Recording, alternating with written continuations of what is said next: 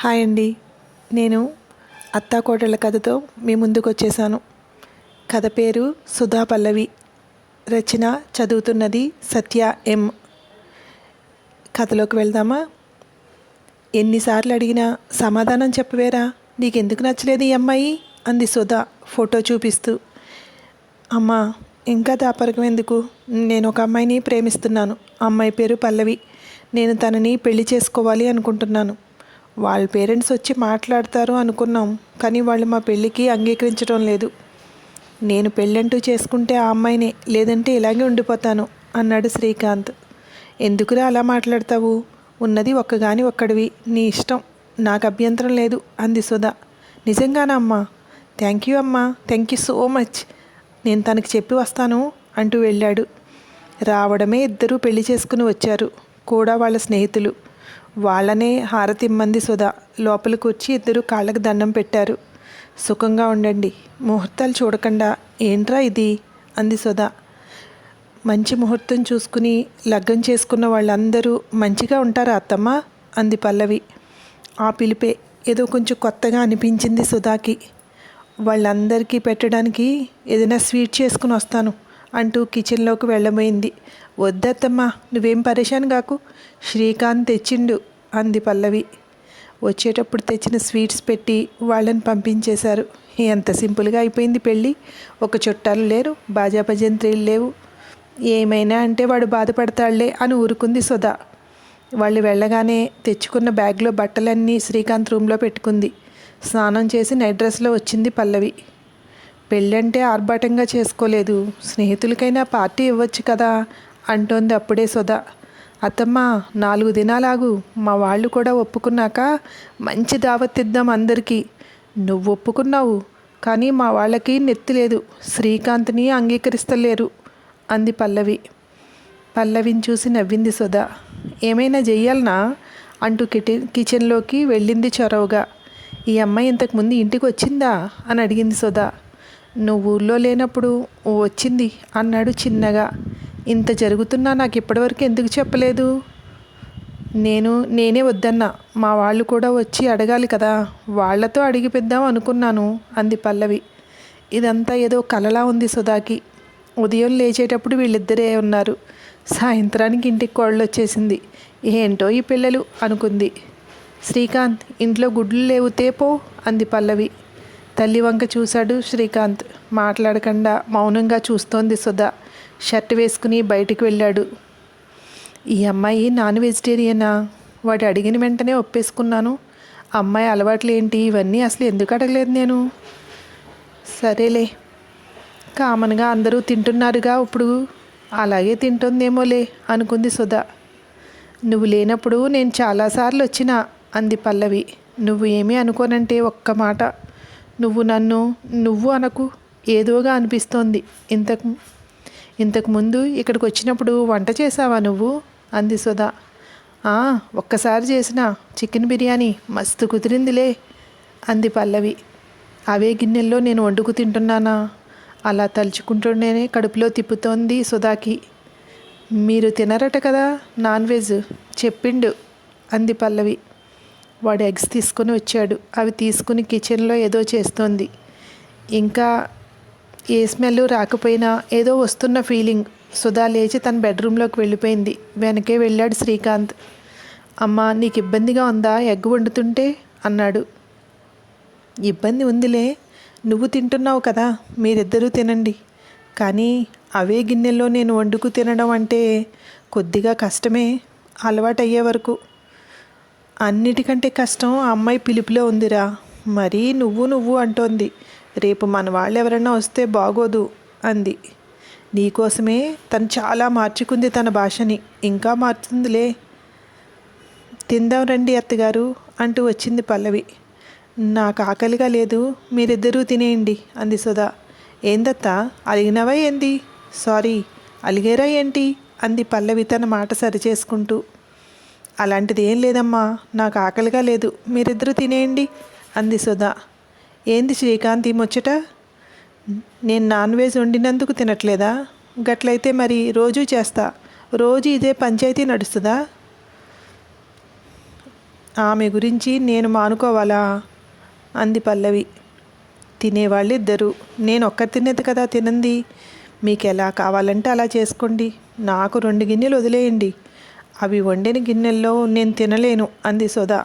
పల్లవిని తీసుకుని హాల్లోకి వచ్చేశాడు శ్రీకాంత్. అమ్మకి స్మెల్ కూడా ఇష్టం ఉండదు, ఎప్పుడూ ముట్టుకోలేదు తెలుసా. మా డాడీ కూడా తినేవారు కాదు అన్నాడు శ్రీకాంత్. నేను వెజిటేరియన్గా మారాలనా? ప్రామిస్ అయితే చెయ్య, ట్రై చేస్తా అంది పల్లవి. ఒక పని చెయ్యి, రోజు నైట్ చేసుకో, తినేసి అంతా క్లీన్ చేసి పెట్టచ్చు, అమ్మకి ఇబ్బంది ఉండదు అన్నాడు.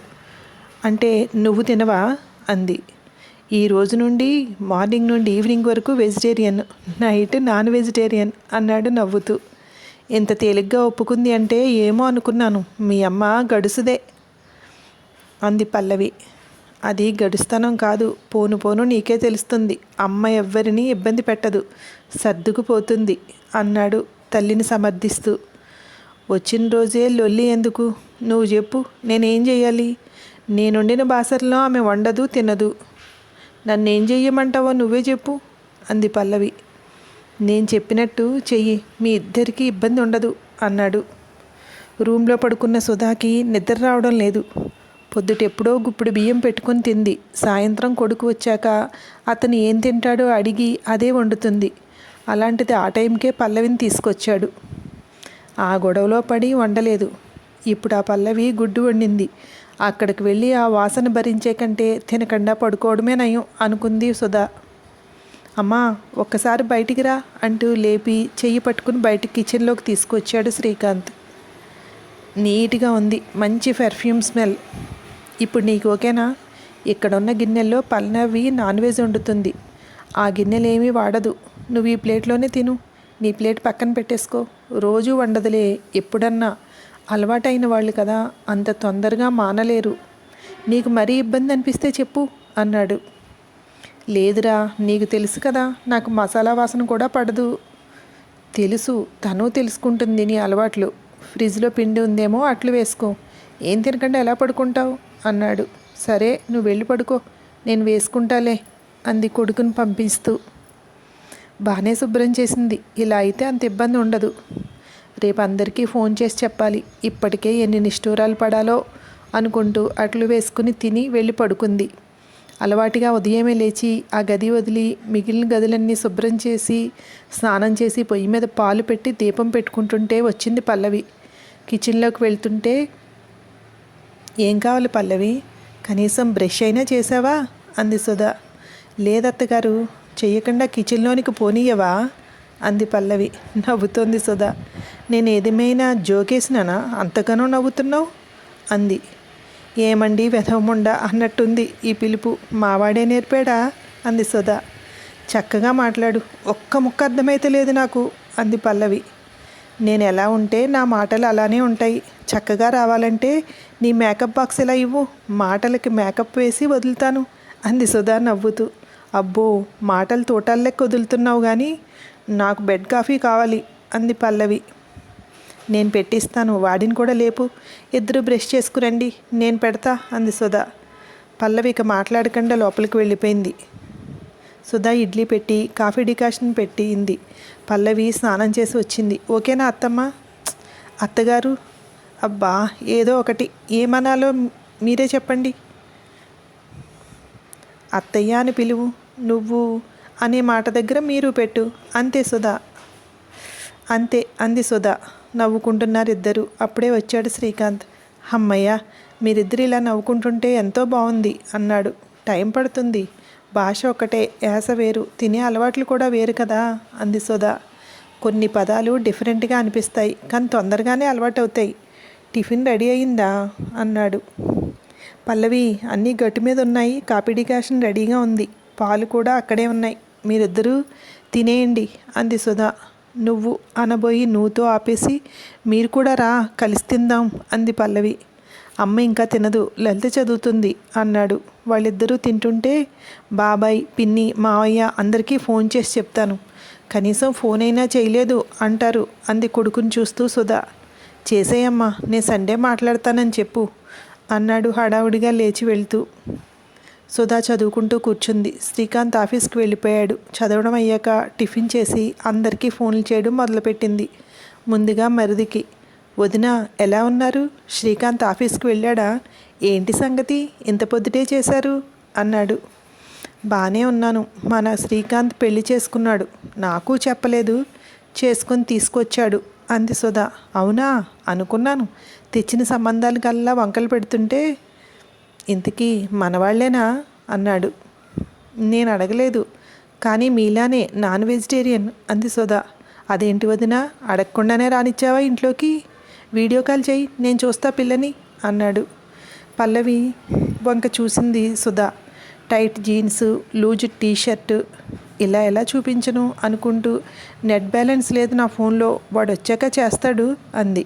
మర్చిపోవద్దు, చెయ్యండి. ఉంటాను అని పెట్టేశాడు. అందరికీ చేసింది. అందరూ ఒకటే మాట, పిల్లని చూపించు అని. పల్లవి దగ్గరికి వచ్చి, నీకు చీరలు ఉన్నాయా అంది సుధా. లేవు, నిన్న కట్టింది ఒక్కటే అంది.